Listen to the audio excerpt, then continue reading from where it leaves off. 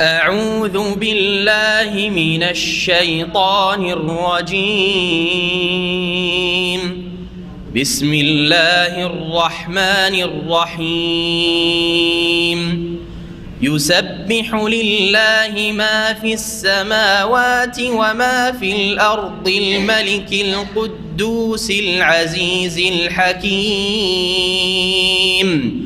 هو الذي بعث في الأميين رسولا منهم يتلو عليهم آياته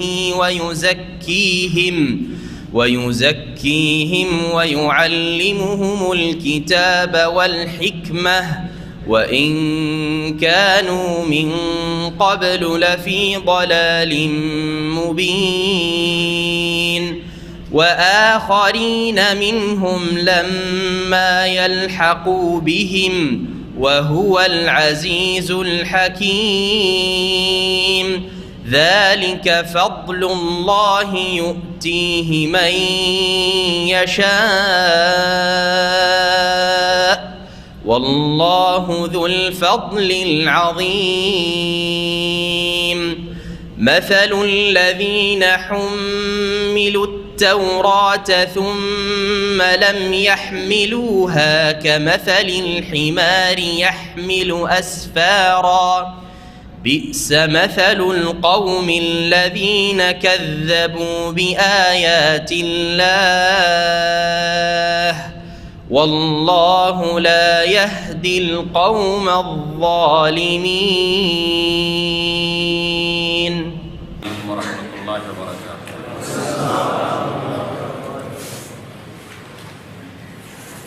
إن الحمد لله نحمده ونستعينه ونستغفره ونعوذ بالله من شرور أنفسنا ومن سيئات أعمالنا. من يهده الله فلا مضل له ومن يضلل فلا هادي له. وأشهد أن لا إله إلا الله وحده لا شريك له وأشهد أن محمدا عبده ورسوله صلى الله تعالى عليه وعلى آله وصحبه وسلم تسليما كثيرا. أما بعد أعوذ بالله من الشيطان الرجيم. هو الذي أرسل رسوله بالهدى ودين الحق ليظهره على الدين كله ولو كره المشركون.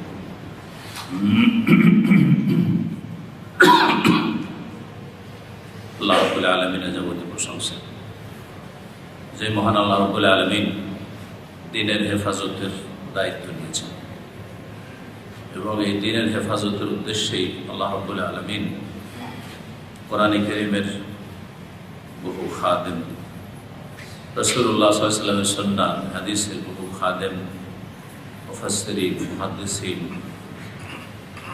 পয়দা করেছেন, যারা যুগে যুগে কোরআন এবং সুন্নাহর হেফাজতের জন্য যথেষ্ট অসাধারণ খেদমত দিয়েছে।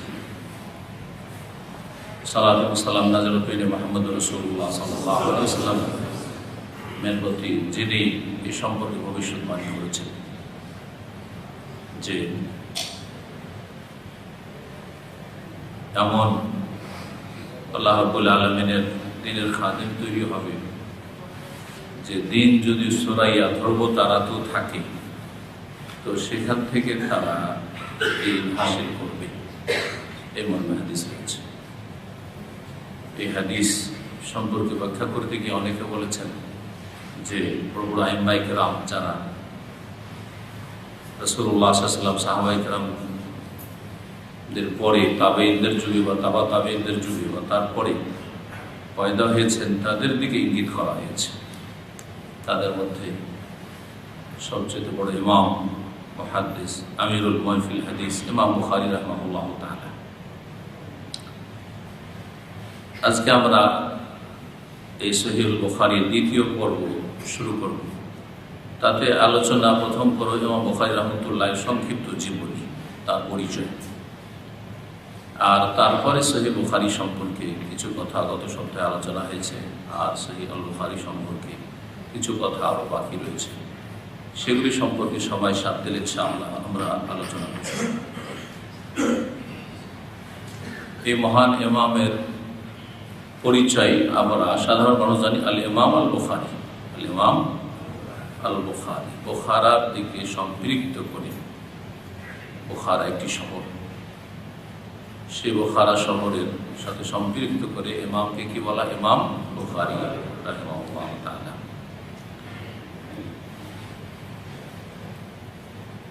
তার বংশ পরিচয় দিয়ে শুরু করি। তার কুনিয়াত, উপনাম ছিল আবু আব্দুল্লাহ। কুনিয়াত ছিল আবু আব্দুল্লাহ। আবু আব্দুল্লাহ মানে কি? আব্দুল্লাহ বাবা, আব্দুল্লাহর পিতা। তো তার ছেলের নাম আব্দুল্লাহ ছিল কি? তার ছেলে মেয়ে ছিল? তিনি বিয়ে করেছেন করেননি এই নিয়ে দ্বিমত আছে, কিন্তু তার ছেলে মেয়ে ছিল না, এতে একমত সময়। আবু আব্দুল্লাহ কুনিয়াত ডাক নাম। তাহলে এর দ্বারা বোঝা যায়, এবং এছাড়াও সাহাবায়ে কেরামদের যুগে এইরকম কুনিয়াত রয়েছে অনেকের, নর এবং নারী সাহাবী সাহাবিয়াতে, যাদের ছেলে মেয়ে ছিল না কিন্তু তাদের কুনিয়াত ছিল। তাই কুনিয়াত বা ডাক নাম বা উপনামের জন্য ছেলে মেয়ে শর্ত নয়। যে ছেলের নাম আব্দুল্লাহ হবে তাহলে আপনি আবু আব্দুল্লাহ বলতে পারেন, ছেলের নাম মোহাম্মদ হবে তাহলে আপনি আবু মোহাম্মদ হবেন। হ্যাঁ, এরকম জরুরি নয়, জরুরি নয়। যেমন মা আয়েশা রাদিয়াল্লাহু তাআলা আনহার কুনিয়াত কি ছিল? উম্মে আব্দুল্লাহ, কিন্তু তার কি ছেলে মেয়ে ছিল? তো এরকম একটি অধ্যায় সহিহ বুখারীতে আছে, বাবু তাকান্নি বিলা ওয়ালাদিন, সন্তান সন্ততি না থাকা সত্ত্বেও কুনিয়াত উপনাম গ্রহণ করা যায়। এখানে আপনার এতরাজ করার কোনো অধিকার নেই। কেউ যদি নিজের উপনাম নিজে চয়েস করে, আপনি আবু মোহাম্মদ, আবার কিসের? আপনার ছেলে নেই মোহাম্মদ, আপনি কিসের আবু মোহাম্মদ? যে কাজগুলি আমাদের দেশের লোকেরা করে, আপনি আপনার চয়েসে চলেন আর সে তার চয়েসে চলবে। সে কুনিয়াত নিজের চয়েস করতে পারে, এইরকমই নিসবত সম্পৃক্ততা চয়েস করতে পারে। কেন বুখারী লিখবেন? আপনি তো বুখারত থেকেছেন, আপনি খোরাসানও থেকেছেন, খোরাসানি কেন লিখবেন না? বলার অধিকার আছে নাকি? না, কোনো অধিকার নেই, আপনার চয়েস। যেমন আপনি ঢাকাতেও থেকেছেন আর সিলেটেও থেকেছেন, আপনি যদি সিলেটি লিখেন, জীবনের অধিকাংশ সময় ঢাকায় থাকলেন আর লিখছেন সিলেটি, আপনার অধিকার আছে বলার? কোনো অধিকার নেই। তো এই বিষয়গুলিতে আমাদের দেশের এক শ্রেণীর বাঁকা অন্তরের মানুষগুলো বিদাতি পথভ্রষ্টরা ঢুকে আর তারপরে বিভিন্ন রকম মন্তব্য করে থাকে, যা আপনারা জানেন, যেটা তাদের অধিকার নয়। আপনি আপনারটা কি করবেন সেটা আপনার ব্যাপার। আপনি খুলনার লোক খুলনাবি লিখবেন, না সিলেটে এসে চাকরি করেন সিলেটি লিখবেন, ওইটা আপনার ব্যাপার। না আপনি কিছুই লিখবেন না আমি কিছু লিখবো না ভাই, সেটাও আপনার ব্যাপার। কিন্তু অন্য কেউ কি লিখছে সেটাতে আপনার মন্তব্যের কোনো অধিকার নেই। আসলে ভুল কথাই। এগুলি হচ্ছে অন্তরের বিদ্বেষের বহিঃপ্রকাশ। কেউ মক্কি লিখলো না বাদারি লিখলো, না কেউ বদরি লিখলো, বদরে বাস করেছে। এমন এক সাহাবীর কথা আসবে যিনি বদরে বসবাস করেননি, কিন্তু তিনি খ্যাতি লাভ করেছিলেন আল বদরি বলে, আল বদরি। তো ওনার জীবনীতে লিখেছে যে উনি না বদরের যুদ্ধে শরীক হননি, বদরের যুদ্ধে শরীক হননি। বদরি কাকে বলা হয়? 313 জন সাহাবী যারা বদর শরীক হয়েছে সাধারণত, কিন্তু বদরের যুদ্ধে শরীক হননি। কোন এক সময় বদরে বসবাস করেছেন কিছুদিন, নিজেকে বদরি লিখেছেন। আর এতরাজ করার অধিকার আছে? আপনি বদরি সাহাবী না, 313 জনের মধ্যে কেন না, আপনি বদরি কেন লিখেন? না, এই অধিকার নেই। যাই হোক, এটা এই জন্য বললাম যে এতে আপনারা বিদাতীদের খণ্ডন করতে পারবেন অনেক ক্ষেত্রে। আবু আব্দুল্লাহ নাম কি ছিল ইমাম বুখারীর? ইসমাইল বিন মোহাম্মদ, মোহাম্মদ নাম মোহাম্মদ, এত বড় নাম না। আচ্ছা, বাংলাদেশে এখন একটা ফ্যাশন হয়েছে নাম রাখা, যারা ইসলাম বুঝে তাদের, কিন্তু মানে বিন দিয়ে নাম রাখা। আরে বিন মানে তো ছেলে, মানে চুমুকের ছেলে। আমি হচ্ছি অমুক বিন অমুক। যেমন তারেক বিন হাফিজ, এইরকম করে নাম রাখছে। আর এটা নাম রাখার তরিকা না। আপনার বাপের নাম যদি হাফিজ না থাকে তো আপনি বিন হাফিজ না। আপনার বাপের নাম হচ্ছে ধরেন আব্দুর রহমান, আর আপনি নিজের নাম রেখেছেন কি, আমার নাম রেখেছি, আবার আমার ছেলের নাম রেখেছি তারেক বিন হাফিজ, আর আপনার নাম আসলে হাফিজ না, আপনার নাম হচ্ছে আব্দুল খালেদ, তাহলে এটার নাম যুক্তিসঙ্গত হইল? এই নাম রাখা এরপর একটা ফ্যাশন শুরু হয়েছে, ভুল আসলে। তো ইমামের নাম কি? মুহাম্মদ। কি বলবেন? নাম বলবেন মুহাম্মদ। পিতার নাম ইসমাইল। মোহাম্মদ বিন ইসমাইল পুরা নাম নয়, ওনার নাম মোহাম্মদ, বাপের নাম হচ্ছে ইসমাইল। দাদার নাম ইব্রাহিম, দাদার বাপের নাম আল মুগীরা। আল মুগীরা তিনি হচ্ছে নিউ মুসলিম। ভালো করে, দাদার বাপ অথবা বাপের দাদা, বাবা যে ইসমাইল, ইসমাইলের দাদা মুগীরা ইবনে বারদিজবা, তিনি প্রথম ইসলাম গ্রহণ করেন মজুস, অগ্নি পূজক ধর্ম থেকে। কানা মজুসিয়ান, বারদিজবা মজুসি অগ্নি পূজক ছিল। সে এই শিরক কুফরি অগ্নি পূজক অবস্থায় মারা যায় বারদিজবা, আর তার ছেলে মুগীরা ইসলাম গ্রহণ করেন। আল জৌফি, ইমাম বুখারীকে আল জৌফিও বলা হয়, আল বুখারীও বলা হয়। আপনার এতরাজ করার অধিকার আছে? কিসের জৌফি হবে? উনি নিজেকে বা নিজের তার বংশকে, তার ছাত্ররা, তার ছাত্ররা, তার যুগের লোকেরা, তার পরের যুগের লোকেরা জৌফি বলে চিনেছে। ইমাম বুখারী আল জৌফি, জিম আইন ফাইয়া, জৌফি। ইমাম আল বুখারী বলেও তিনি খ্যাতি লাভ করেছেন। তাহলে আল জৌফি, আল বুখারী, এই দুটো নিসবত বা দুটো সম্পৃক্ততা তার আছে। সম্পৃক্ততা মানুষের কোনো বংশের সাথে হয় অথবা কোনো স্থানের সাথে, কোনো বংশের সাথে হয় অথবা কোনো স্থানের সাথে হয়।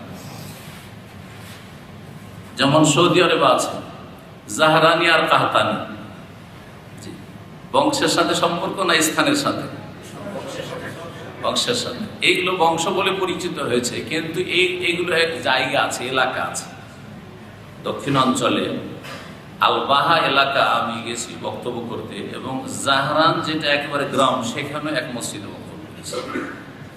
আর গামেদ বলে একটা গ্রাম, রোড মাঝখান দিয়ে যাচ্ছে, ওই এলাকা না গেলে এতগুলি ইতিহাস জানতাম না। এই রোডের এই পাশটা হচ্ছে জাহরান এলাকা, এই এলাকাটা হচ্ছে গামেদ এলাকা। এই এলাকার যত বসবাসকারী গোটা সৌদি আরবে ছড়িয়ে গেছে, ওরা গামেদি বলে প্রসিদ্ধি লাভ করেছে। আর এই এলাকার বংশধর যত গোটা সৌদি আরবে ছড়িয়ে ছিটিয়ে আছে, যেখানে থাকে না কেন অমুক জাহরানি। আর কখনো কখনো বংশের ওপরে কোনো ব্যক্তি ছিল, তার সাথে সম্পৃক্ত করে তারা নিজেকে পরিচয় দিয়েছে বা অন্যরা তাদেরকে চেনেছে। সুতরাং বংশের কোনো ব্যক্তির সাথে তারা কি করেছে? প্রসিদ্ধি লাভ করেছে নিসবত করে। কিছু ইমাম বুখারী রাহিমাহুল্লাহ সম্পর্কে তার বংশ পরম্পরা। তাহলে মুহাম্মদ বিন ইসমাইল বিন ইব্রাহিম বিন আল মুগীরা বিন আল বারদিজবা আল জৌফি আল বুখারী, তার জন্মকাল, জন্মের দিন হচ্ছে জুমার দিন, এইরকম জুমা বার ছিল, বাদাস সালাত, জুমার পরে মোবারক সময়। লিসালাসা আশারাতা মিন শাওয়াল, 13ই শাওয়াল। কত? 13ই শাওয়াল। হিজরি কত বলতে পারেন? হিজরি 100, কে বলল? মাশাআল্লাহ, 194 হিজরি। কোথায় জন্ম নিয়েছেন? বোখারা, মদিনাতুন মারুফা ফি উজবেকিস্তান। বোখারা এই শহরটি খুব প্রসিদ্ধ শহর। কোথায়? বর্তমান যে উজবেকিস্তান নামে যে দেশ রয়েছে, যখন সোভিয়েত ইউনিয়ন ছিল, আমরা ছোটকালে সোভিয়েত ইউনিয়ন দেশটি জানতাম, এখনকার ছেলেরা জানবেন যে সোভিয়েত ইউনিয়নের একটা দেশ ছিল, যাতে অনেকগুলি দেশ তারা কমিউনিস্টরা দখল করে এটা বড় বিশাল একটা পরাশক্তি তৈরি হয়েছিল। আল্লাহ তাদেরকে ছিন্ন ভিন্ন করে দিয়েছে। তারপরে সেই দেশগুলি সব আলাদা আলাদা হয়ে গেছে, আজারবাইজান, উজবেকিস্তান, তাজিকিস্তান, এই করে কিরগিজস্তান, এই তার মধ্যে একটা হচ্ছে বর্তমান যেটা রুশ, রাশিয়া বড় হয়ে গেছে।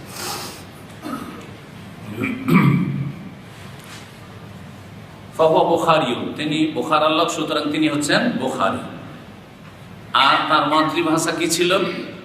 ফার্সি ছিল, সুতরাং ফার্সিউল আসল, তিনি আরব বংশোদ্ভূত না, তিনি ফার্সি ভাষাভাষী। তাহলে আল্লাহ দিনের খেদমত কাকে দিয়ে নেবেন, কখন কাকে দিয়ে নেবেন আল্লাহ জানেন। আরবি বলে যে তারা তারা দিনের খেদমত হবে। বহু আরব আইম্মা কেরাম এই দিনের খেদমত করেছে, এতে কোনো সন্দেহ নেই। বরং প্রথম যুগে আরবরাই দিনের খেদমত করেছেন, সাহাবায়ে কেরাম, তাবেঈনদের যুগে। আর তারপর থেকে ধীরে ধীরে অনেক অনারব, এমন একটা দিক আল্লাহ রাব্বুল আলামিন এই ভাগ বন্টনটা করে থাকেন। মাঝে মাঝে আমি এটা নিয়ে গভীরভাবে খুব চিন্তা করি। আল্লাহ চিরকাল এক এলাকায় দিনের খেদমতকে রাখেন না, কোন দেশে রাখেন। কখনো কোন এলাকার মানুষকে দিয়ে আল্লাহ ইসলামের খেদমত নিয়েছেন বড় ধরনের, কখনো কোন এলাকা, ওই যে এলাকায় এক সময় অনেক ইসলামের খেদমত করেছে, যুগের আবর্তন বিবর্তনে সেই এলাকা এখন হয়তো আলেম, বড় আলেম শূন্য হয়ে গেছে।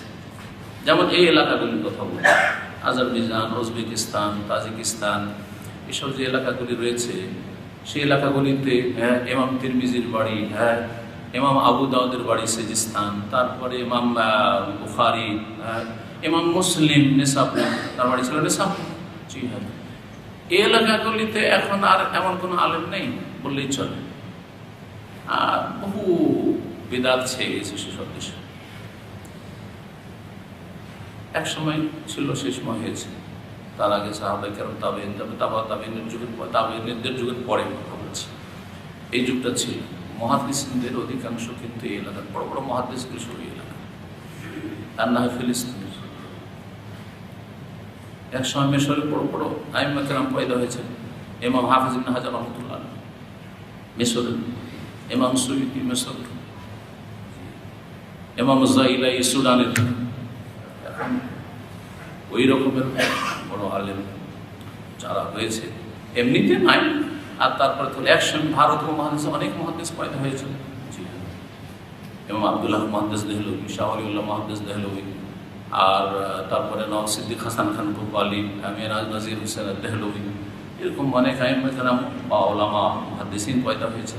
এখন নায়ের দিকে প্রায় আবার আরব দেশের দিকে ফিরে আসছে। দেখেন আরব দেশে যে ইসলামের খেদমতটা হচ্ছে আবার ফিরে এসছে আলহামদুলিল্লাহ। পৃথিবীতে সৌদি আরবের চাইতে বড় আলেম বর্তমানে কোথাও নেই। আমি মাঝে মাঝে ওই একটা আয়াতকে নিয়ে চিন্তা করি। আল্লাহ বলছেন নাহনু কাসামনা বাইনাহুম মাঈশাতাহুম ফিল হায়াতিদ দুনিয়া। আল্লাহ বলছেন তাদের পার্থিব জীবনটাকে আমি নিজে ভাগ করে দিয়েছি। আল্লাহ ভাগ করে দিয়েছে। এটা যেমন এই ক্ষেত্রে যে ক্ষেত্রটি নিয়ে আলোচনা করলাম, তেমনই ছেলে আরো সন্তানের আলেম হওয়ার দিক থেকে বড় আলেম, সেই জন্য বড় আলেম তার ছেলেরা হবে এটা জরুরি নয়। আল্লাহ এই ক্ষেত্রে ভাগ বন্টন করে। একটা জাহিলের ঘরে, একটা কৃষকের ঘরে, একটা গরিবের ঘরে বড় বড় আলেম পয়দা হচ্ছে, আবার বড় বড় আলেমদের ঘরে কিছুই পয়দা হল না, ওদের দ্বারা কিছু হল না। তৌফিক মিনাল্লাহ, আল্লাহ তৌফিক দিলেন না আলেমের ছেলেদেরকে হইতে। কিন্তু যে একজন মূর্খ লোক ছিল, সাধারণ প্রাইমারি শিক্ষিত ছিল, একজন মুন্সি মানুষ ছিল, একজন নামাজি দিনদার ছিল, আল্লাহ তার অন্তর দেখেছেন, অথবা আল্লাহ রাব্বুল তাকে পরীক্ষার জন্য দিয়েছেন। এই নয় যে তাকে ছেলে আলেম দিয়েছেন সেই জন্য সে খুব নেক মানুষ, এটাও জরুরি নয়। আবার অনেক সময় তাকে পরীক্ষার জন্য দিয়েছেন যে তোকে আল্লাহ এত বড় গিফট দিলেন, তুই কি শুকরিয়া আদায় করছিস। এটাও তো হতে পারে। যেন কখনো আপনি মনে করবেন না যে আমি খুব ভাগ্যবান যেহেতু আমার ছেলে বড় আলেম আছে। আপনার আকীদা আমল প্রমাণ করবে আপনি ভাগ্যবান। আপনার জীবনটা প্রমাণ করবে যে আপনার আল্লাহর সাথে সম্পর্কটা কেমন আছে। তারপরে যদি আপনি নেক সন্তান পেয়ে থাকেন, দিনের খাদেম, তারপরে আলহামদুলিল্লাহ, নেয়ামাতুন আলা নেয়ামত, নিয়ামতের উপর নিয়ামত, বরকতের উপর বরকত। আল্লাহ যেন আমাদের সকলকে উত্তম জীবন দান করেন এবং আল্লাহ দিনের খাদেম হিসেবে কবুল করেন। আম্মা তাসমিয়াতু বিল জৌফি, জৌফি কেন বলা হয় তাকে? বুখারী তো বুঝলেন যে বুখারা শহরের সাথে সম্পৃক্ত করে, কিন্তু জৌফি কেন বলা হয়? বলছেন যে এটি হচ্ছে নিসবাতু ওয়ালাউল ইসলাম, এটা ইসলামের ওয়ালার সম্পর্ক। ওয়ালা আরবি ভাষা, ওয়ালা হচ্ছে একটি হচ্ছে ইসলামের ওয়ালা, আরেকটি হচ্ছে দাস স্বাধীন করা ওয়ালাউল ইতাকা। যখন দাস দাসীর যুগ ছিল, কেউ যদি একটা দাস দাসীকে মুক্ত করে, তার সাথে একটা ওয়ালার সম্পর্ক হয়, মিত্রতার সম্পর্ক হয়। ওয়ালা মানে মিত্রতা। যে বড় এহসান করলো যে এই দাসত্বের জীবন কাটাচ্ছিল তাকে স্বাধীন করে দিলেন। সে স্বাধীন হলো, তার আগামী বংশধর যত সব স্বাধীন। কত বড় একটা নিয়ামত! না হলে সবগুলি সব দাস আর দাস আর দাসী হইল। দাসের ছেলে দাস, তার ছেলে দাস, দাস আর দাস, দাসেরই বংশ। এটা হচ্ছে স্বাধীন করার মিত্র। স্বাধীন করার কারণ তার সাথে একটা মিত্রতার সম্পর্ক, বলা লহমাতুনকা লহমাতিন নাসাব, যেন বংশীয় সম্পর্ক, একটা অটুট সম্পর্ক, রক্তের সম্পর্ক। ঠিক তেমনই এই স্বাধীন করার এহসানের অনুগ্রহের সম্পর্ক। আরেকটা হচ্ছে ওয়ালাউ ইসলাম। আগে যদি কেউ কারো হাতে যদি ইসলাম গ্রহণ করত, কেউ কার কাছে এসে যদি ইসলাম গ্রহণ করত, তাহলে সেটা ছিল ইসলামের মিত্রতা। কারণ এটা এত বড় এহসান যে ওর ওসিলাতে আমি ইসলাম কবুল করতে পেরেছি বা মুসলিম হতে পেরেছি। এটা ছিল ওয়ালাউল ইসলাম। তো ইমাম বুখারী রাহিমাহুল্লাহর বাবার দাদা মুগীরা রাহিমাহুল্লাহ জামিয়ান, তিনি ইসলাম গ্রহণ করেছিলেন একজন আলেমের হাতে, ইমামের হাতে। তার নাম ছিল আল ইয়ামান আল জৌফি। তার নাম কি ছিল? ইয়ামান আল জৌফি। তো জৌফি বংশের আল ইয়ামান নামক কোন আলেমের কাছে তিনি ইসলাম গ্রহণ করেছিলেন। কে? ইমাম বুখারীর বাবার দাদা মুগীরা। সুতরাং বংশ পরম্পরা তিনি নিজেকে কি লিখতেন বা তাকে লোকেরা চিনত কি বলে? যে জৌফি বংশের লোক, মানে এমন ব্যক্তি যেই ব্যক্তির সম্পর্ক জৌফি বংশের সাথে, মানে জৌফি ইমাম জৌফির হাতে তারা ইসলাম গ্রহণ করেছে। এই হচ্ছে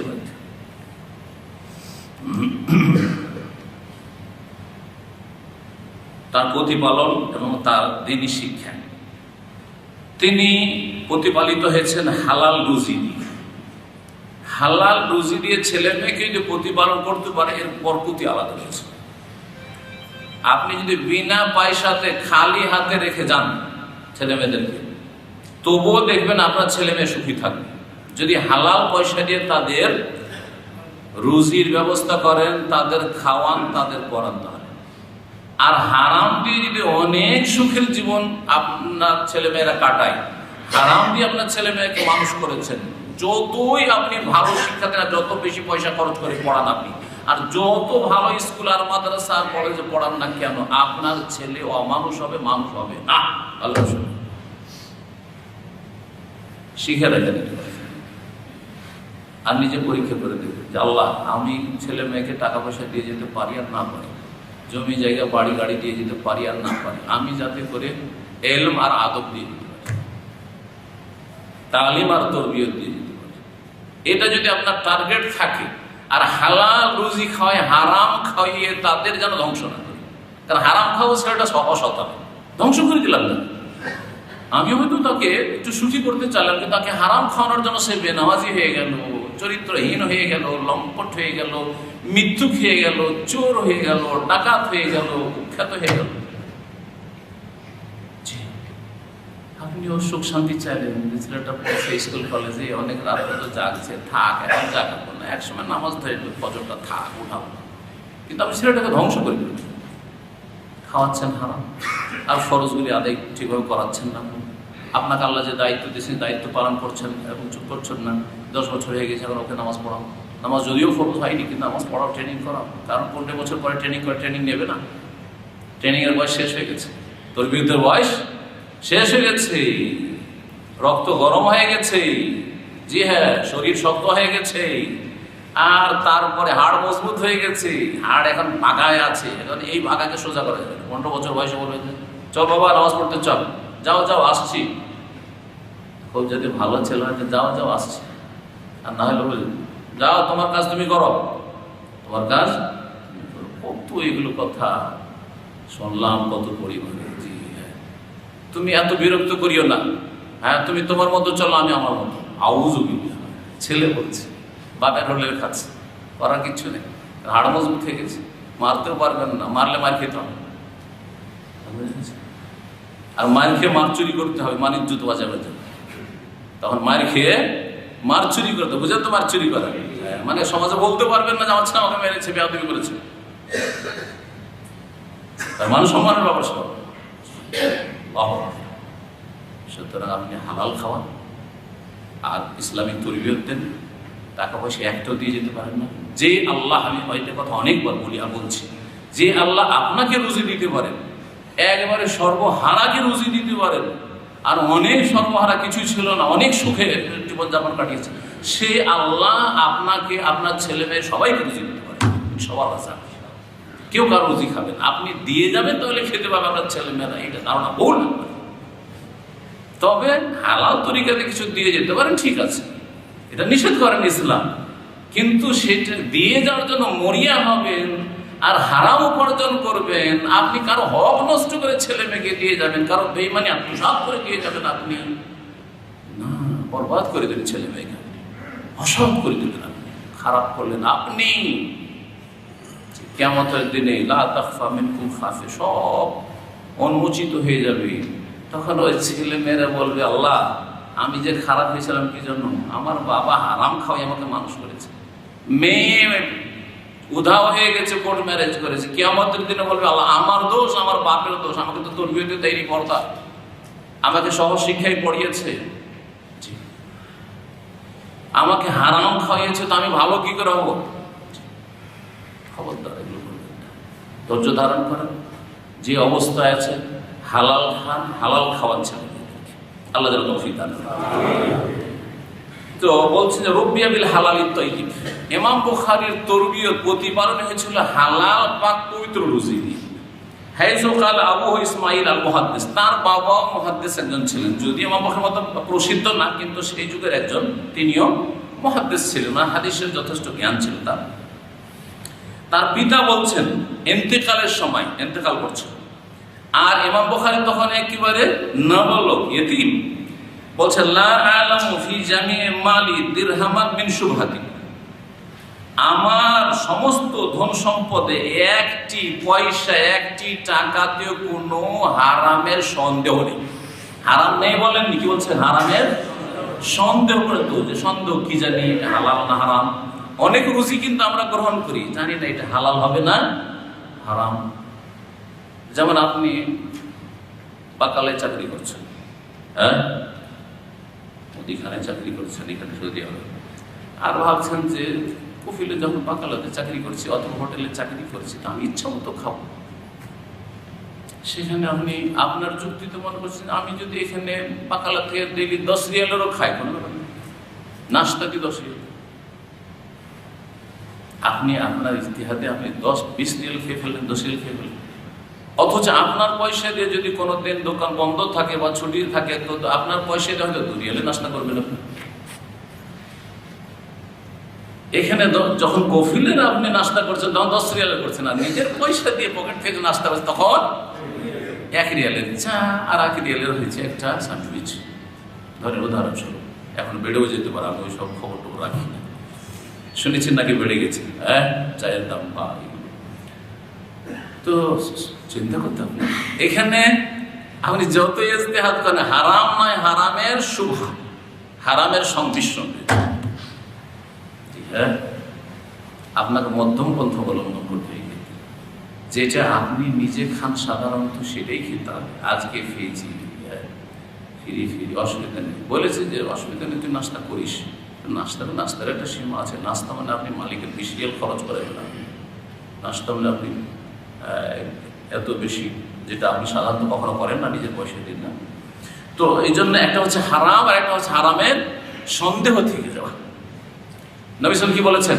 ওমান ওয়াকাফি শুবহাত ওয়াকাফিল হারাম, যে সন্দেহে পড়লো সে হালাল না হারাম, সন্দেহ, হালাল না হারাম দ্বিধাদ্বন্দ্ব হচ্ছে। যেই ব্যক্তি সন্দেহের কাজ করে, সন্দেহের জিনিস খেয়ে ফেললো, ব্যবহার করে ফেললো, সে হারামে লিপ্ত হয়ে গেল। যেমন সীমানার কাছে ছাগল চড়ানোর মতো নবী সাল্লাল্লাহু আলাইহি ওয়াসাল্লাম বলেছেন। যাই হোক, কথা লম্বা না করে তাহলে বোঝা গেল যে ইমাম বুখারীর পিতার যে ধন সম্পদ যা তিনি ছেড়ে গিয়েছিলেন, যা দিয়ে প্রতিপালিত হয়েছে ইমাম বুখারী রাহমাতুল্লাহ আলাইহি, তাতে হারামের কোনো সন্দেহ পর্যন্ত ছিল না, সংশয় পর্যন্ত ছিল না। ইমাম বুখারী রাহমাতুল্লাহ আলাইহির জন্ম 194। প্রথম তিনি হাদিস ওই যুগে একটু বড় হইলে, আরবি একটু লেখাপড়া যখন করতে পারলো, তখন হাদিস চর্চার যুগ ছিল। সেটা ছিল কি? হাদিস চর্চার যুগ। হাদিস শিখতে হবে, হাদিস চর্চা করতে, হাদিস মুখস্থ করতে হবে। আর মানুষের স্মৃতিশক্তি তখন অসাধারণ ছিল, এখন কল্পনার বাইরে ছিল। স্মৃতিশক্তি মানুষের ধীরে ধীরে দুর্বল হয়ে যায় বিভিন্ন কারণে, পারিপার্শ্বিক কারণে।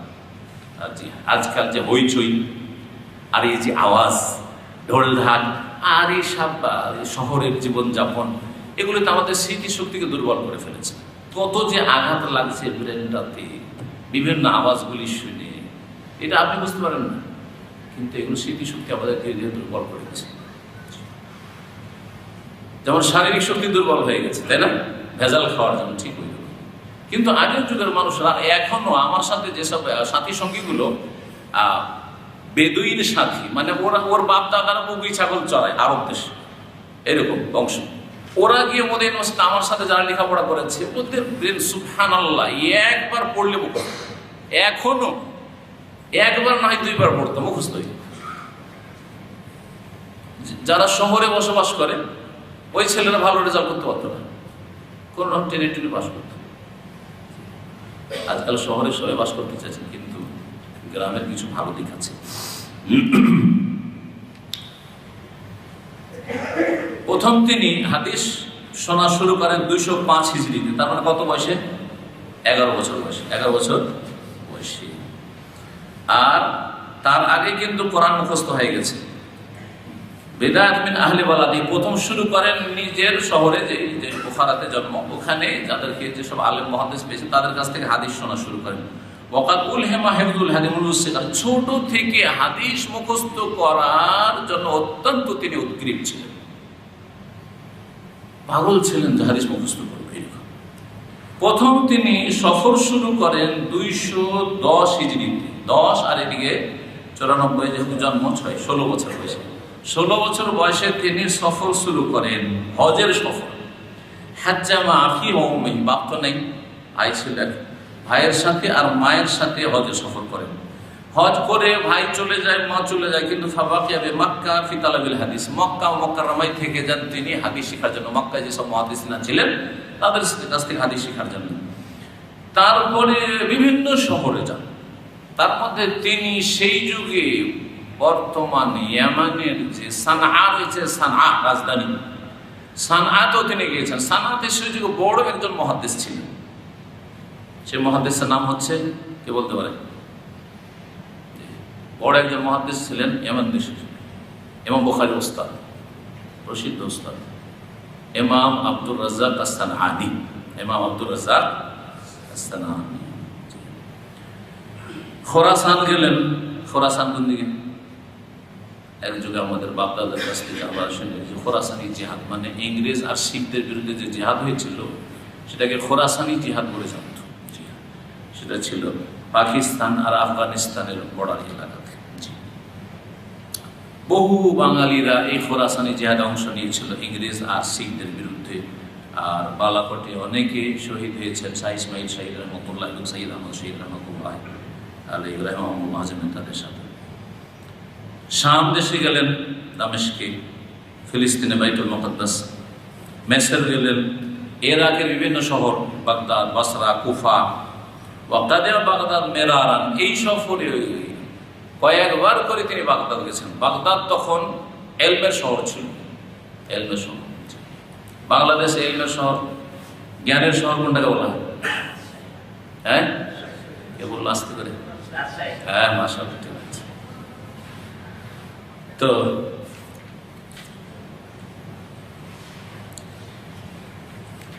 বাগদাদ কয়েকবার করে তিনি সফর করেছেন। তিনি হাদিস লিখেছেন তার ওস্তাদের সংখ্যা 1080 জনের কাছ থেকে। 1080 জন মুহাদ্দিস থেকে তিনি হাদিসের ইলম হাসিল করেছেন, লিখেছেন। মুখস্থ করতে লিখতেন, মুখস্থ তার একবারই হয়ে যেত। বরং তার ঘটনা তো রয়েছে, সাথী সঙ্গীরা সব লিখত আর উনি লিখতেন না, তখন সাথীরা সব তাকে কি করতো? উপহাস করতো, ঠাট্টা মজাক করতো। কি রে, কি করছিস তুই বেকার বেকার বসে? হ্যাঁ, আমরা লিখছি, তুই লিখিস না, তোর লাভ কি এরকম বসে থেকে? তুই কেউ তামাশা করতেছিস? হ্যাঁ। তখন একদিন তিনি জেদ করে জেদে এসে বললেন, ঠিক আছে, কি কি লিখেছ এতদিন পর্যন্ত ধরো, আর আমি শোনাচ্ছি। একদিক থেকে শুধু হাদিসের মতন না, কত শব্দ বলেছিলাম মতন আর ইয়ে সনদের কথা। কাল হাদিসেনা বলা, কাল হাদিসের ফল, কাল হাদিসেনা ফলান না নবী হরে তাই নবী সাল্লাল্লাহু আলাইহি ওয়াসাল্লাম, এই চলে একটু উল্টো পাল্টা। তখন সবাই তাকে মেনে নিল যে হ্যাঁ এর একটা ভবিষ্যৎ আছে, উজ্জ্বল ভবিষ্যৎ।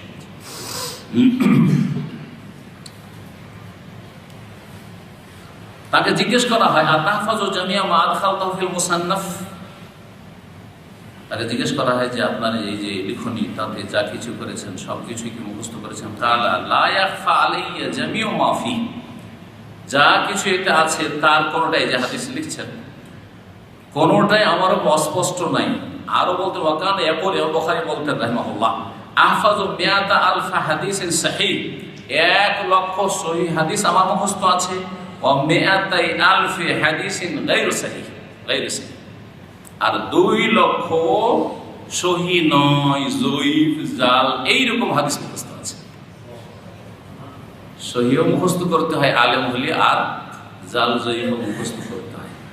সহিহ কথাও প্রচার করতে হয়, আর জাল যঈফ সম্পর্কে সতর্ক সাবধান করতে হয়, তার খণ্ডন করতে হয়। তাহলে আপনি খেদমত করতে পারবেন। আগে লা ইলাহা, তারপরে ইল্লাল্লাহ। আগে নেগেটিভ বাতিলকে না করো, তারপরে হককে ইল্লাল্লাহ হ্যাঁ করো। এইটা কালেমা তাইয়্যিবা আমাদেরকে শিখিয়েছে, বুঝা গেছে না? আল্লাহ তা'বুদু ইল্লা ইয়্যাহু, না হ্যাঁ, না হ্যাঁ ছাড়া ইসলামের খেদমত হতে পারে না। আজকাল কিছু লোক নিজেদেরকে মধ্যমপন্থী বলে, সব হ্যাঁ আর হ্যাঁ, খালি ফজিলত বয়ান করো, আর না হলে পজিটিভ বলো। কেউ যে যা করছে করতে দাও, কে কবরে সিজদা করছে তাও অসুবিধা নেই, আর কেউ ইসলামের এইভাবে বুঝছে ওইটা ওইভাবে বুঝতে দাও, যে যা করছে সব একে অপরের পরিপূরক। এই কথাটি ভুল। একে অপরের পরিপূরক কথাটি সম্পূর্ণরূপে ভুল নয়, না সম্পূর্ণরূপে সহি নয়। যদি বলে ঠিক পুরো, তো কথা বলবে। সবাই যদি হকপন্থী হয় তাহলে একে অপরের পরিপূরক। সবাই যদি কোরআন সুন্নাহর কথা বলে তো একজন অপরজনের পরিপূরক। একজন সবকিছু করতে পারে না। আমি ধরেন হাদিসের দরস দিচ্ছি, আর একজন ধরেন ফিকহের দরস দিচ্ছে, তো একজন অপরজনের পরিপূরক হলো না? কিন্তু সহি আকীদা মানহাজের হতে হবে। আর যদি একজন বেদাতি কথাবার্তা বলছে, ইসলামের নামাজও শিখাচ্ছে কিন্তু ভুল নামাজ শিখাচ্ছে, বহু লোকে নামাজ ধরিয়েছে, বহু নাস্তিক তার হাতে ইসলামের দিকে এসেছে, আপনি তার সমালোচনা করেন, আরে ভাই ভুল ইসলাম শিখিয়েছে। তাহলে সেটাকে না করতে হবে, সেটাকে না করতে হবে, সতর্ক সাবধান করতে হবে। ইমাম বুখারী রাহিমাহুল্লাহ 1,00,000 সহিহ হাদিস আর 2,00,000 জাল যঈফ হাদিস মুখস্থ করা থেকে এই শিক্ষা আমরা নিতে পারি না। কেন জাল যঈফ মুখস্থ করে আমার ব্রেনটা নষ্ট করবো? বলতে পারতেন তো? না মুখস্থ করে ধরতে পারবো না যেগুলো জাল যঈফ। মুখস্থ আছে তার মানে এগুলো যে জাল কথা কেউ যদি বলে বা কেউ যদি লিখে প্রচার করে, বলে এটা জাল, এটা যঈফ, এটা ঠিক নয়। আমরা এই জন্য মাঝে মাঝে বেদাতি কিতাব পড়ি, আর বেদাতি কিতাব না পড়লে তো বেদাত করে জানতে পারবো না, ঠিক না? কিন্তু আবার এই ক্ষেত্রেও মধ্যম পথ অবলম্বন করতে হবে। কিছু লোক আছে কোরআন এবং হাদিসের মৌলিক বিষয়গুলো বুঝে না, তাওহীদ আকীদা মানহাজ বুঝে না, আর বলছে যে আমি নন মুসলিমদের সাথে তর্ক করার জন্য, তাদেরকে ইসলামের দাওয়াত দেওয়ার জন্য আমি বেদ পড়ছি, আমি বাইবেল পড়ছি। ভুল কথা। তোমার ফাউন্ডেশন মজবুত নাই, তুমি যে কোনো সময় গোমরাহ হয়ে যেতে পারো। আপনার আকীদা মানহাজ যদি শক্তিশালী না হয়, এইদিকে ভালো এলেম নাই, আর বলছে না আমি বিদাতীদের কিতাবগুলি পড়ছি তাদের খণ্ডন করার জন্য। অনেক আমাদের ভাই আপনাদের মধ্যে যারা একটু পুরাতন হয়েছে, তারা কি করে, একটা বিদাতী কিতাব নিয়ে এলো, তো বলছে শেখ এটা দেন আমি পড়ে দেখবো। এটা আপনার জন্য ক্ষতিকর, কারণ আপনি এখনো ভালো কোরআন সুন্নাহ এই যে বাতিলগুলো খণ্ডন করতে পারেন, এতটা যোগ্যতা অর্জন করেন। সুতরাং আপনি বিদাতী কিতাব পড়বেন না।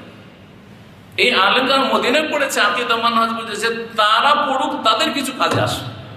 কিন্তু আপনারা প্রাথমিক পর্যায়ে বা মাধ্যমিক পর্যায়ে আছেন, আর বলছেন যে একটু বেদাতীদের কিতাবগুলি পড়ি, কারণ ওদের আমি কি করবো, ওদের কিতাব দিয়ে খণ্ডন করবো। এই যোগ্যতাই পয়দা হয়নি আপনার মধ্যে যে আপনি খণ্ডন করবেন। সুতরাং আপনাকে আগে পজিটিভ হ্যাঁটা শিখতে হবে, তারপরে নাটা শিখতে হবে। আগে হক শিখতে হবে, তারপরে বাতিল শিখতে হবে। বাতিলকে বাতিল বলে চিহ্নিত করার জন্য, বাতিল থেকে সতর্ক করার জন্য, নিজে সতর্ক সাবধান বেঁচে থাকার জন্য।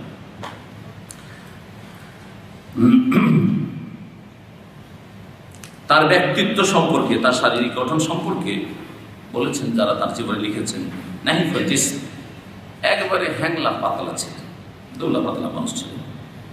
লাইসা বিত্তাউইল, খুব বেশি লম্বা মানুষও ছিলেন না, ওয়ালাবিল কাসির, আর খাটো মানুষও ছিলেন না, তার মানে মাঝারি সাইজের মানুষ ছিলেন। তাইয়্যিবুন নাফস, মনের দিক থেকে অত্যন্ত খোলা মনের মানুষ ছিলেন। রাকিকুশ শুউর, তার অনুভূতি খুব সূক্ষ্ম ছিল। দেখেন, অনুভূতি মানুষের অনেক রকমের আছে, তাই না?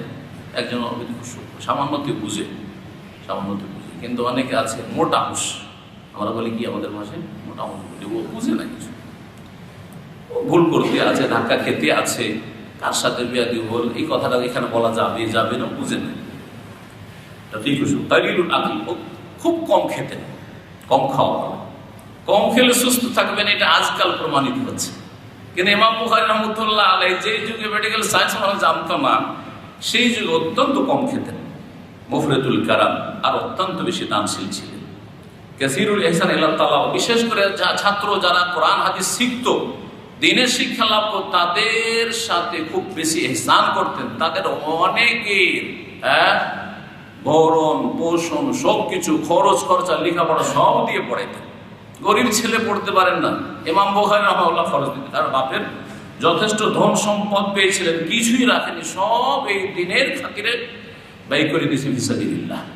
নিজে এলেম হাসিলের জন্য বিভিন্ন শহরে যাওয়ার জন্য, আর তারপরে যা বেঁচেছে ছাত্রদের উপর খরচ করতেন তিনি।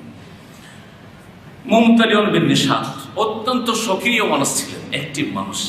দেখেন, অলস মানুষকে দিয়ে কোনোদিন ইসলামের কাজ হয় না, সক্রিয় হইতে হবে, অ্যাক্টিভ হইতে হবে, চটপটে হইতে হবে। অল ইখলাস, অন্তরে নিষ্ঠাবান মানুষ ছিলেন। ওয়াহুব্বুল আমাল, কাজকে পছন্দ করতেন, কাজ করা ভালোবাসবে না, শুয়ে থাকা পছন্দ, বসে থাকা পছন্দ, গল্প করা পছন্দ, ওর দ্বারা কাজ হবে না। আল্লাহ যেন আমাদের এইসব রোগ মুক্ত হওয়ার তৌফিক দান করেন। এত বিরক্ত করছে আজকাল মোবাইল দিয়ে, আল্লাহ, নতুন না পুরাতন লোক? পুরাতন লোক একটু হাত উঠাবেন, যে যার মোবাইল বেজেছে একটু হাত উঠাবেন। এরপরে যার মোবাইল বেজে দুটো হইল, হাত উঠাবেন যে আমার বেজেছে শেখ। মা সিদ্দাতে জহদিহি, আর অত্যন্ত তিনি আখিরাত মুখী ছিলেন, দুনিয়া বিমুখ, দুনিয়ার কোনো লোক লালসা ছিল। এবং কাসরাতে ওয়ারাইহি, আর অত্যন্ত বেশি দিনদারি, তাকওয়া পরেজগারিতে সতর্ক ছিলেন। একদিন একটা আলোচনা করেছি, একটা হচ্ছে তাকওয়া, তাকওয়ার উপর হচ্ছে জহদ, আর জহদের উপর হচ্ছে ওয়ারা, সন্দেহ মুক্ত। আমি সন্দেহ থাকবো না, হারাম না জায়েজও নেই, মাকরুহতেও নেই, অপছন্দনীয়তে নেই, এমনকি সন্দেহতে নেই, এমনকি জায়েজটা ছেড়ে দাও। ওরা বলা হয় জায়েজ ছেড়ে দিয়ে উত্তম করা, জায়েজ ছেড়ে দাও, জায়েজ কিন্তু করবো না।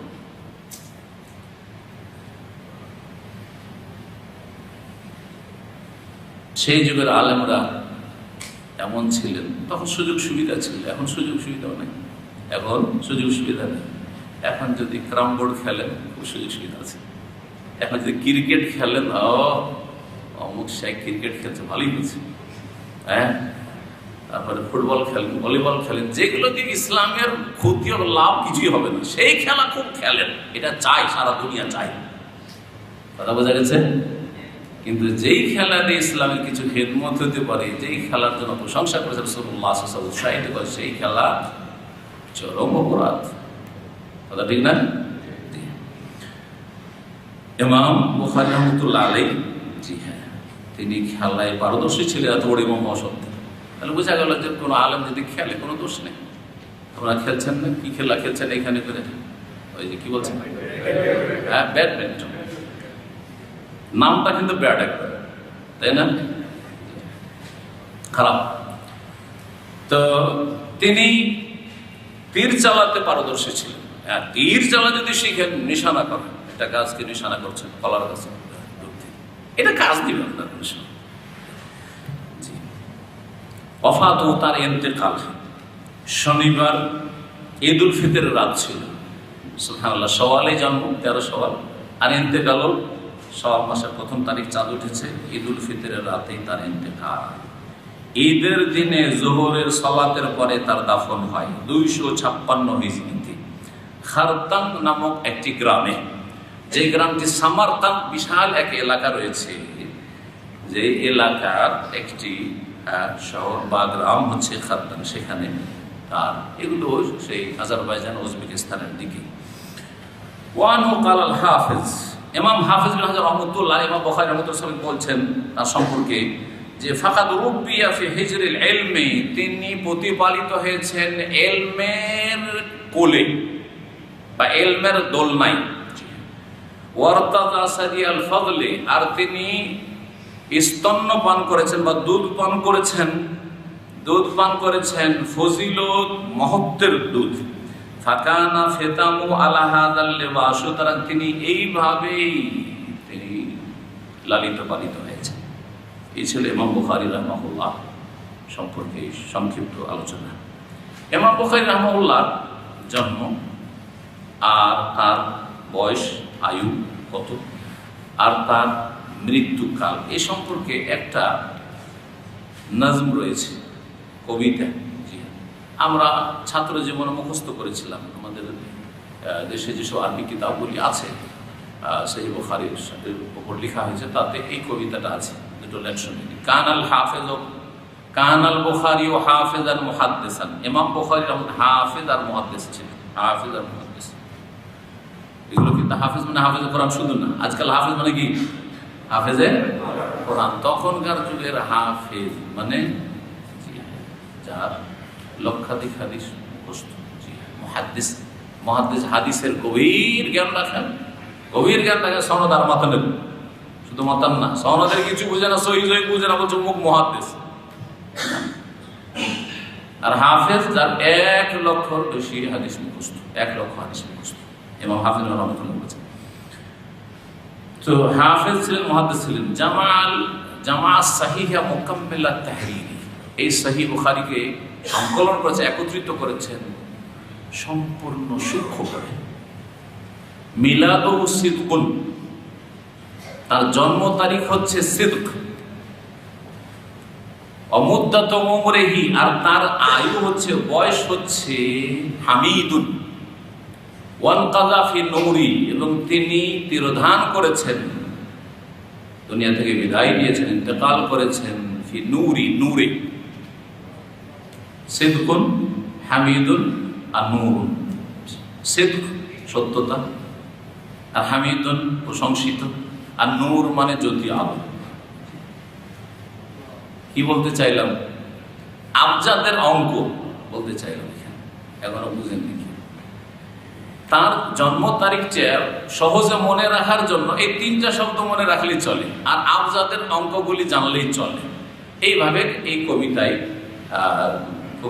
পেশ করা হয়েছে। সেটা হচ্ছে, তার জন্ম হচ্ছে কি বললাম? সিদকুন, সাদ দাল কাফ। সাদ দাল কাফের নাম্বার কত? আমি আপনাদের জন্য নোট করে নিয়েছি, কারণ এগুলো মনেও থাকে না। সাদের নম্বর হচ্ছে 90, দাল কত?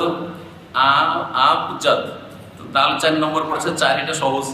10 পর্যন্ত যাওয়ার পরে তখন 20, 30, 40, 50 করে 90 যাবে, তারপরে 100, 200, 300 এরকম সিস্টেম আছে।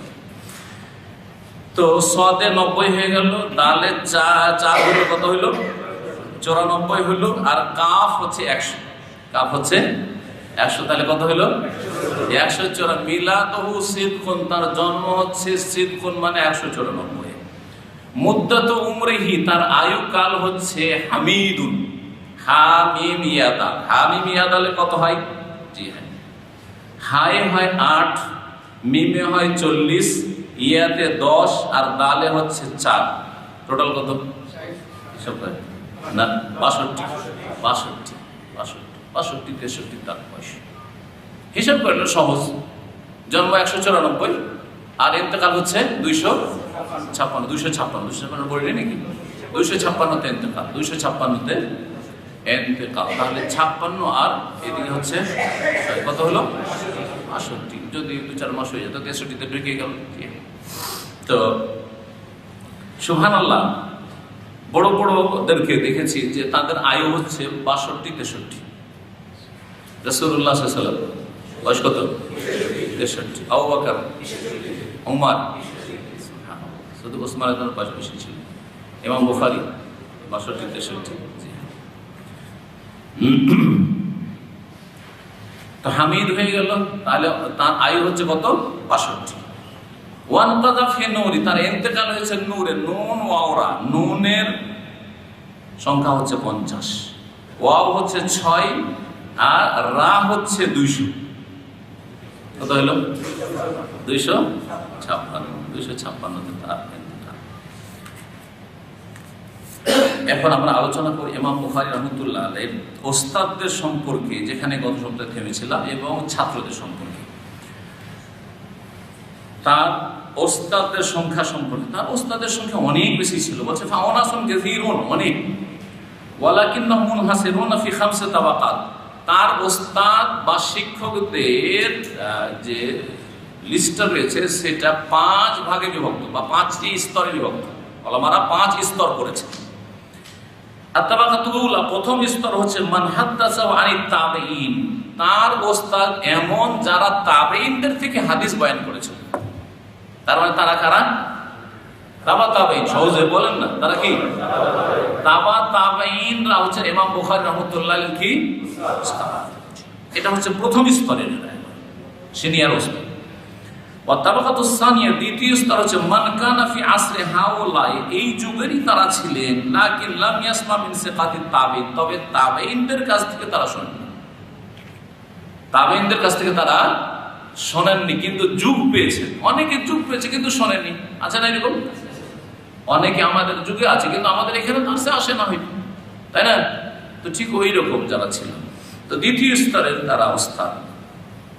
তৃতীয় স্তর হচ্ছে তাবকায়ে সালসিহাল উস্তামিন মাশায়েখি, মধ্যম মাঝারি ওস্তাদ তারা, মানে অধিকাংশ ওস্তাদগুলি ওস্তাদ মাঝারি এরা ছিলেন যারা, যাদের তাবেঈনদের সাথে সাক্ষাৎ হয়নি।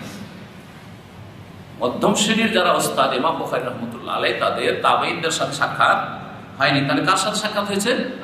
তাবা তাবেঈনদের কাছ থেকে ইলম হাসিল করেছেন। তাবা তাবেঈনদের কাছ থেকে ইলম হাসিল করেছেন তার ওস্তাদরা।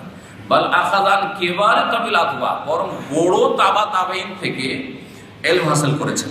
এটা হচ্ছে তৃতীয় স্তর। চতুর্থ স্তর রফাকাহু ফিত তালাব ওয়া মান সামিয়া ক্বাবলাহু কালিলান, তার যারা ক্লাস ফেলো, ক্লাসমেট তো বলেন আপনারা, তাই না? সহপাঠীদের কাছ থেকে ইলম হাসিল করেছেন। আর কিছু ছিল যারা তার একটু সিনিয়র, 1 বছরের সিনিয়র, একটু বেশি সিনিয়র, একটু আগে অ্যাডভান্স আছেন, তাদের কাছ থেকেও ইলম নিয়েছেন। বর্তমান যুগে আমাদের আলেম ওলামাদের এই থেকে অনেক শিক্ষা নেওয়ার প্রয়োজন রয়েছে। যদি ক্লাসমেট হয়, যদি একই যুগের সমসাময়িক হয়, তাহলে আল মুআসির লাইন আছে। আমরা মাকামাত হারিরি পড়েছিলাম, আদব সাহিত্যের কিতাব আরবিতে, তাদের 2-3টা বাক্য পড়েছিলাম, খুব সুন্দর, আর আমিও মুখস্থ রেখেছি।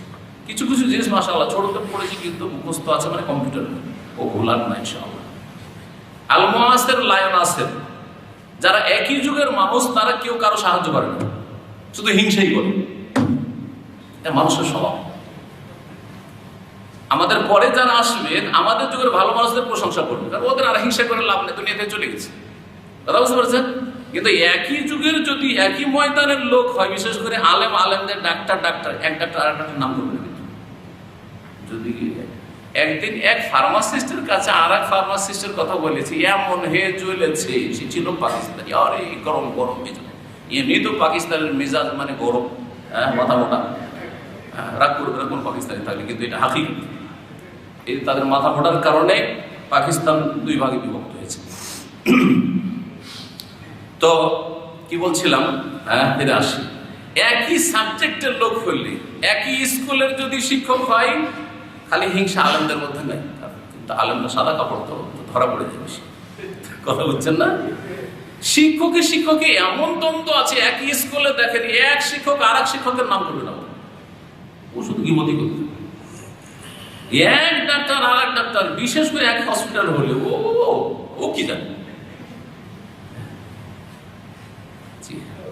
কোন একজন ওই রকমই আলেম নাকি আর এক আলেম সম্পর্কে বলেছে, ও ঘাস খেয়ে পড়েছে। তখন ছাত্র ছিল খুব চালাক,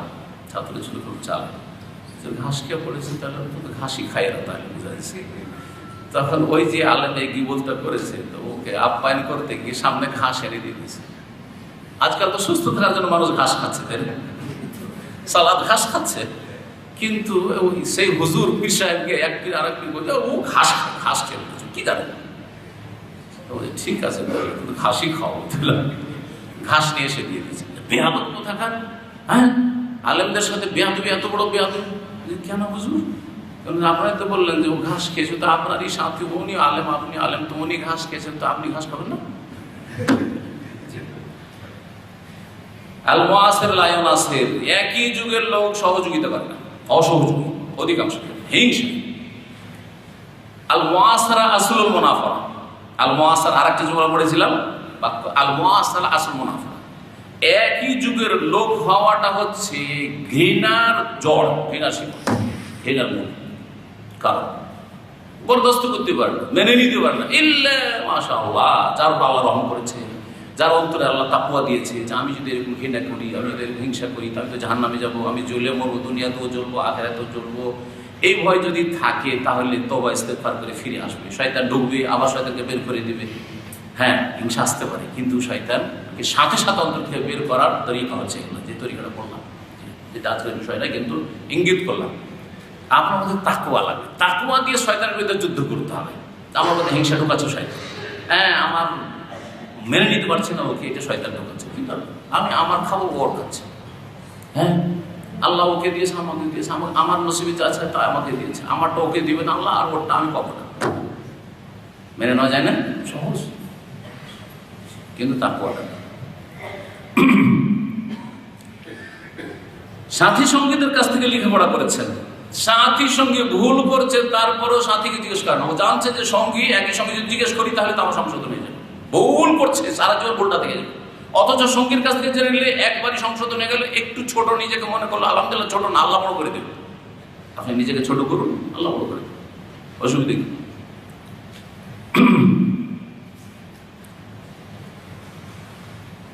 ওস্তাদদের কাছ থেকে যখন পাননি, তখন সাথী সঙ্গীদের কাছ থেকে ইলম হাসিল করে, যেমন বুখারী রাহমাতুল্লাহ, এটা হচ্ছে চতুর্থ তাবাকা বা চতুর্থ স্তর, বা ওস্তাদের কাছে যেতে পারেনি হয়তো বা পাননি।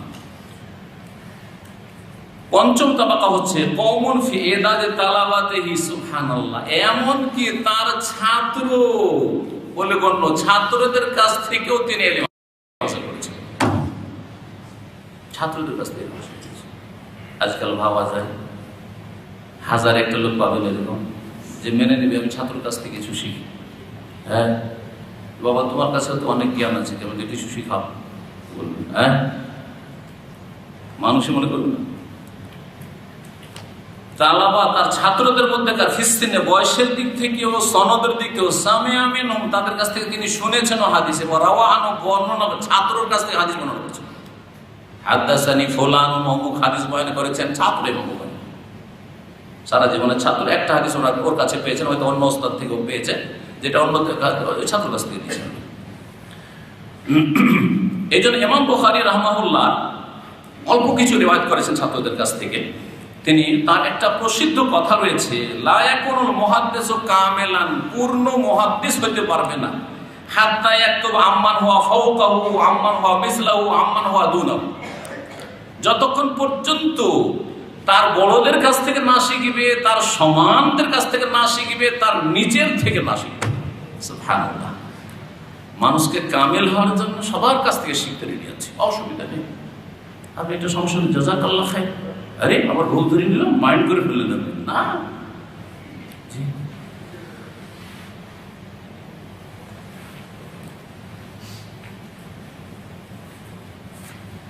তিনি বলছেন যে আমি 1080 জনের কাছ থেকে, 1080 একটু বললাম না, 1080 জনের কাছ থেকে, কাতাবতু আন আলফিন ওয়া সামানিয়া নাফসান, আমি 1080 জনের থেকে হাদিস লিখে, লাইসা ফি ইল্লা সাহিব হাদিস, তারা সকলে মুহাদ্দিস ছিলেন, সকলে মুহাদ্দিস ছিলেন। জি, ওয়াকাল আইযান, আরো বলছেন, লাম আকতুব ইল্লা আম্মান কালা আল ঈমানু কাউলুন ওয়া আমালুন, আমি এমন কোন ওস্তাদের কাছ থেকে লিখিনি যার আকীদা ভ্রান্ত ছিল, সহি আকীদার আলেম মুহাদ্দিসের কাছ থেকে নিয়েছি, যারা সকলে বলতো যে ঈমানের সংজ্ঞা হচ্ছে কথা এবং কাজের নাম।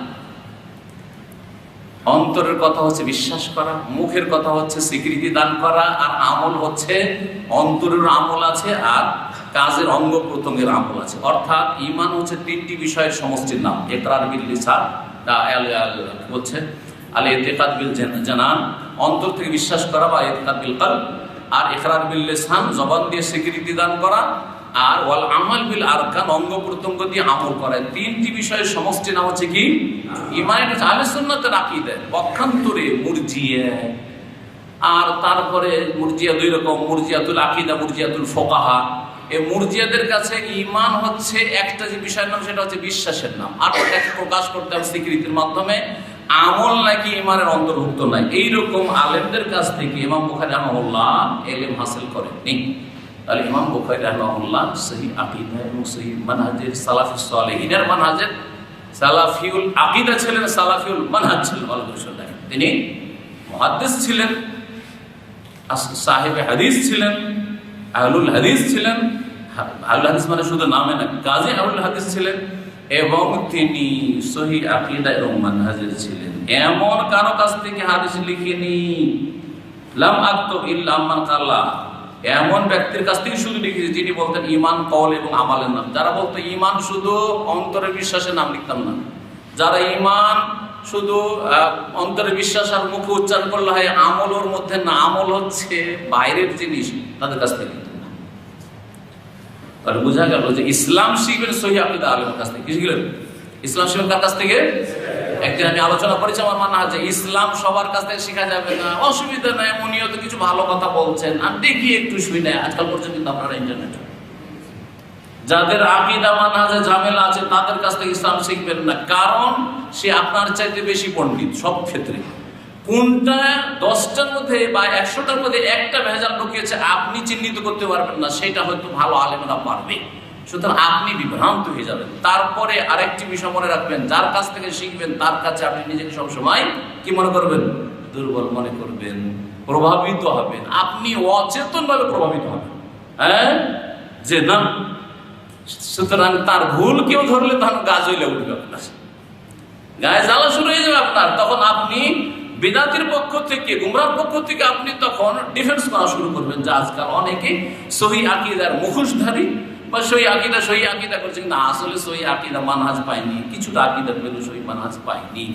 এখনো বিদাতিদের কাছ থেকেও শিখে, ভুল মানহাজের লোকদের কাছ থেকে শিখে, যারা খারেজির ফ্যাক্টরি তৈরি করে রেখেছে, জঙ্গি তৈরি ফ্যাক্টরি, যাদের কাছে, যাদের থিওরিতে, যাদের তার পুস্তকে আছে, তাদের কাছ থেকেও শিখে। কথা বুঝতে পারছেন? না, এইভাবে শিখতে হবে না, আপনাকে শিখতে হবে। দ্বীন ইসলাম শিখবেন তো একবারে স্বচ্ছ উৎস থেকে শিখবেন। স্বচ্ছ, যেমন স্বচ্ছ পানি ছাড়া আপনি ভেজালযুক্ত পানি পান করবেন না। আপনি পুকুরের পানি পান করবেন যেখানে আপনার ময়লা আবর্জনা কত আসছে, না, পরিষ্কার পরিচ্ছন্ন স্বচ্ছ পানি পান করবেন। ঠিক তেমনই দ্বীনকে স্বচ্ছ উৎস থেকে আপনাকে নিতে হবে। আল্লাহ যেন বোঝার তৌফিক দান করেন। আর কখনো এটা মনে করেন যে ওনারা তো ভালো কাজ করছেন, কিন্তু ভালোর মধ্যে দুধ যদি 5 লিটার থাকে আর ওর মধ্যে 1 ফোঁটা 2 ফোঁটা পেশাব মিশিয়ে দেওয়া হয়, তাহলে রুচি হবে না? আপনি পারবেন পান করতে? মোটেই পারবেন না। তাহলে দুনিয়ার ক্ষেত্রে পারছেন না, দিনের ক্ষেত্রে কি করে আপনি বরদাস্ত করে নিচ্ছেন? আল্লাহ যেন বোঝার তৌফিক দান করেন, এবং আল্লাহ আমাদেরকে সব স্বার্থে বেঁচে থাকার তৌফিক দান করেন।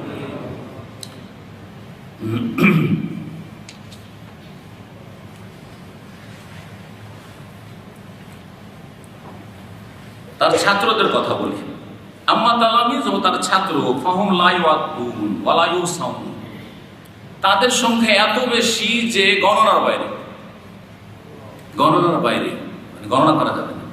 ওয়া আলা সাবিলিল মিসাল, উদাহরণস্বরূপ এই সহিহ বুখারীর বর্ণনাকারী যারা, রিওয়ায়াতকারী, তার মধ্যে প্রসিদ্ধ হচ্ছেন ইমাম ফেরাবরি বলছেন রাহিমাহুল্লাহ, সামিয়া সহিহ আল বুখারী 90 আলফা রাজুলিন, সহিহ বুখারী শুনেছে ইমাম বুখারী থেকে সরাসরি। ইমাম বুখারী যখন সহিহ বুখারী লিখলেন, দীর্ঘ 16 বছরে লিখেছেন। কিন্তু কতদিন লিখেছেন? 16 বছরে লিখেছেন। মসজিদ নববীতে, আর যে রওদা রিয়াজুল জান্নাহ, রওদা যে জায়গাটি, জি রওদাতুল রিয়াজুল জান্নাহ, মেম্বার আর নবী সাল্লাল্লাহু আলাইহি ওয়াসাল্লামের বাড়ি, এই দুইয়ের মাঝখানে এখানে বসে লিখেছেন। তো সহিহ বুখারী লেখার পরে তিনি সহিহ বুখারী থেকে নিজের কিতাব থেকে দর্শ দেওয়া শুরু করেছেন। দর্শ দিয়েছেন। তার ছাত্র সংখ্যা টোটাল তার ইন্তেকাল পর্যন্ত ছিল 90 আলফা রাজুল, 90,000।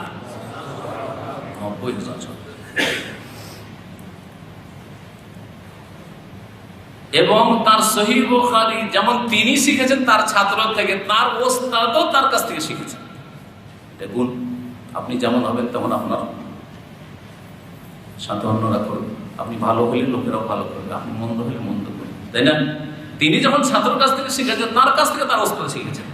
এই ক্ষেত্রে বলছেন ফামান রাওয়া আনহু মিন মাশায়েখ, তার ওস্তাদদের মধ্য থেকে সহিহ বুখারী riwayat করেছেন ইমাম আব্দুল্লাহ ইবনে মুহাম্মদ আল-মুসনাদি এবং আব্দুল্লাহ বিন মুনাইয়্যির বা মুনির, ওয়া ইসহাক ইবনে আহমদ আস-সারমারি, ইবনে কুতাইবা এবং তার সাথী সঙ্গী যারা সহপাঠী তাদের মধ্যে থেকে ইমাম আবু যুরআ রাজি, ইমাম আবু হাতিম রাজি, আর বড় বড় হাফেজ ইমাম মুহাদ্দিসিন যারা তার কাছ থেকে ইলম শিখেছেন, তার ছাত্র, তার মধ্যে প্রসিদ্ধ ছাত্র হচ্ছেন ইমাম মুসলিম রাহিমাহুল্লাহ। জি, ইমাম মুসলিম, সহিহ মুসলিমের সংকলক ইমাম, তিনি হচ্ছেন ইমাম বুখারীর সিনিয়র ছাত্র। ইমাম ইবনে খুজাইমা, সহিহ ইবনে খুজাইমার যে মুসান্নিফ, ইমাম মুহাম্মদ বিন নাসর আল-মারওয়াজি, তার কিয়ামুল কিতাব রয়েছে।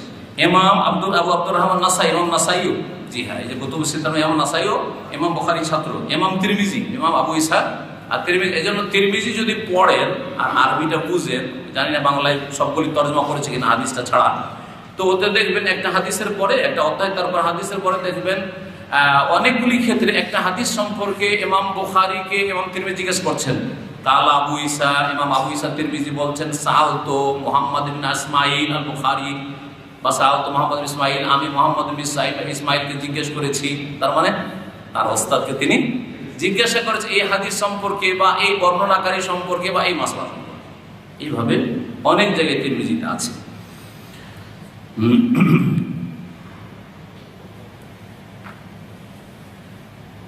সময় অনেক হয়ে গেছে, আজকে এখানে ক্ষান্ত করছি। আল্লাহ রাব্বুল যেন আমাদেরকে দ্বীন শিখার তৌফিক দান করেন এবং দ্বীনের প্রতি আমল করে চলার তৌফিক দান করেন। দ্বীনী তরবিয়ত ছেলে মেয়েদের এবং আমাদের মুসলিম ভাই বোনদের করার জন্য তৌফিক দান করেন। আল্লাহ আমাদের যেন বিভিন্ন পাপ থেকে, অন্যায় থেকে, ভুল থেকে, গুমরাহি থেকে বেঁচে থাকার তৌফিক দান করেন। সুবহান রাব্বিকা রাব্বিল ইজ্জাতি আম্মা ইয়াসিফুন ওয়া সালামুন আলাল মুরসালিন, আলহামদুলিল্লাহ।